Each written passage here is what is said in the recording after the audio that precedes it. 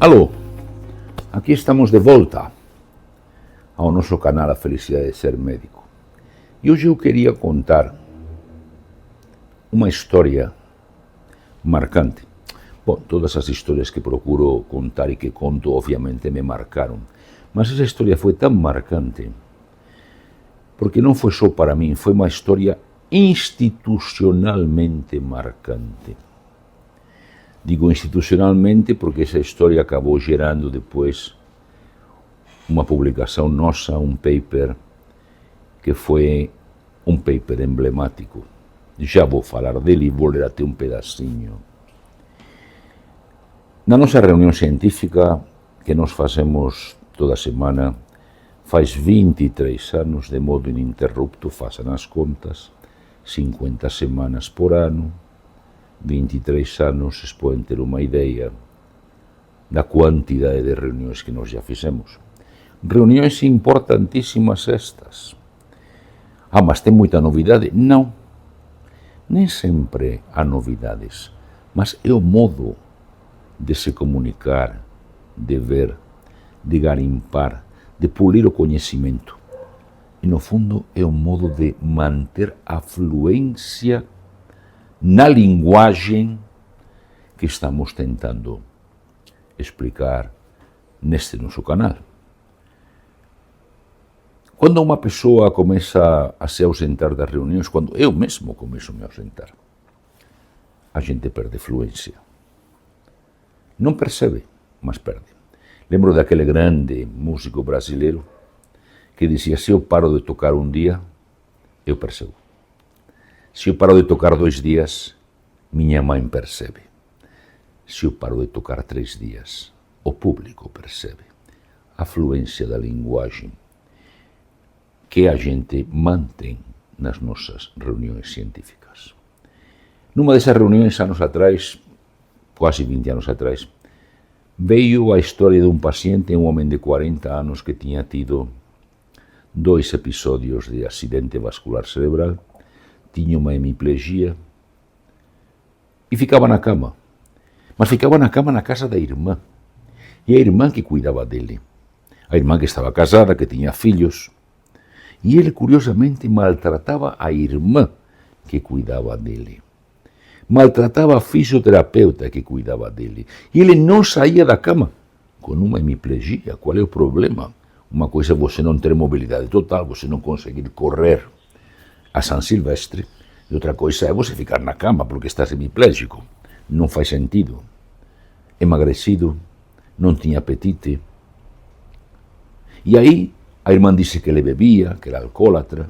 Aí a discussão começou a tomar um caminho de, bom, mas será que ele tem insuficiência hepática? Será que realmente ele tem uma cirrose? Será que realmente ele é alcoólatra? Será que ele está deprimido?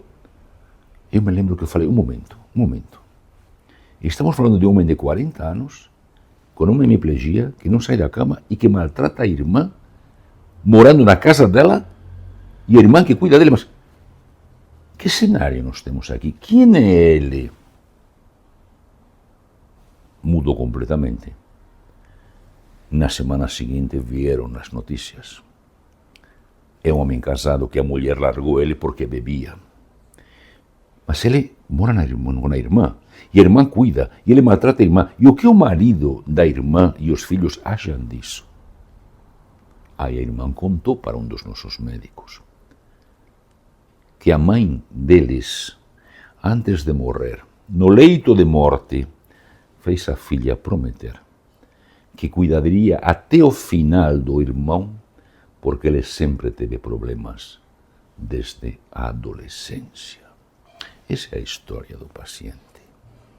E aí surgiu o termo, esse aprendizado institucional que até hoje nos acompanha. Um novo humanismo médico. A harmonia dos cuidados. Um humanismo onde você consegue colocar na mesma equação as enzimas hepáticas e o carinho. Você consegue colocar na mesma equação o antidepressivo, o coagulograma e a empatia. Teoricamente você não consegue somar litros com quilômetros, mas aqui há que somar tudo entra numa equação. Isso é a harmonia dos cuidados. Existe um artigo nosso emblemático, eu não vou ler, eu vou colocar no final da nossa apresentação o link para que vocês leiam com calma essa história. Foi publicado numa revista no exterior. Mas é assim, precisamos buscar a harmonia dos cuidados, um novo humanismo.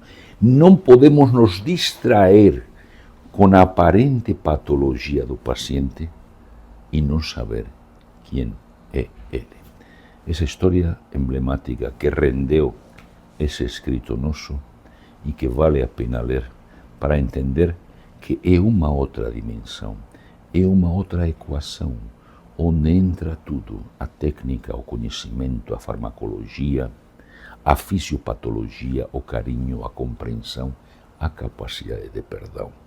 Tudo isso, batido no liquidificador, produz o novo humanismo médico, do qual os pacientes precisam. E os médicos também, porque se não sabem, intuem que a função deles é incompleta, que estão se distraindo com detalhes, mas não estão chegando no miolo, no núcleo do problema que tem diante.